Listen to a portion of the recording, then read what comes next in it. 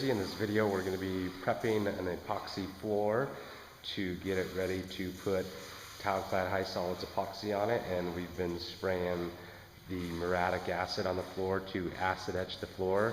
You want the floor to be acid etched well so it has a good profile and be rough enough for the epoxy to bond to the concrete. If the floor is too smooth, then the epoxy won't get a good bite to the concrete, and there's a good chance that a car pulling into the garage could actually lift up and peel up the epoxy if the tires are too hot. And in order to spray this floor with muriatic acid, we use just a regular plastic household weed sprayer with just plastic nozzles, and I just use a RL Flowmaster weed sprayer, just lawn insect weed sprayer, and we have been using just muriatic acid and on this floor, and it typically takes me about a gallon of muriatic acid to do a 2-car garage. And I mix the muriatic acid. If the floor is really smooth, I'll use it 100%. If the floor is fairly rough, a little bit rough, I'll mix about 70% muriatic acid, 30% water. If it's, this floor is really smooth and it's going to take a lot of etching to get it rough, I'll just use 100% muriatic acid. And you can see we've sprayed this floor with muriatic acid and it's still yellow where it's actually etching the floor. Once the floor is etched, we'll actually start washing all the muriatic acid up towards the front of the garage. We don't want to wash it down the driveway. If you wash it down the driveway before it's diluted, you could actually etch and discolor the driveway. This is a brick paver driveway, so we want to take and wash all the muriatic acid up towards the front, and then we'll begin rinsing it down the driveway.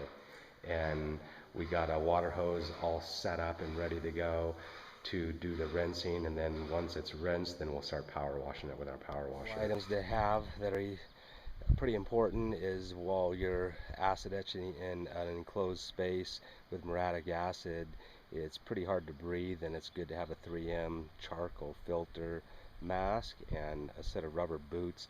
Otherwise, if you get muriatic acid on your shoes or clothing, it could actually eat holes in the shoes and clothing. So a good set of rubber boots that go up pretty high are pretty important.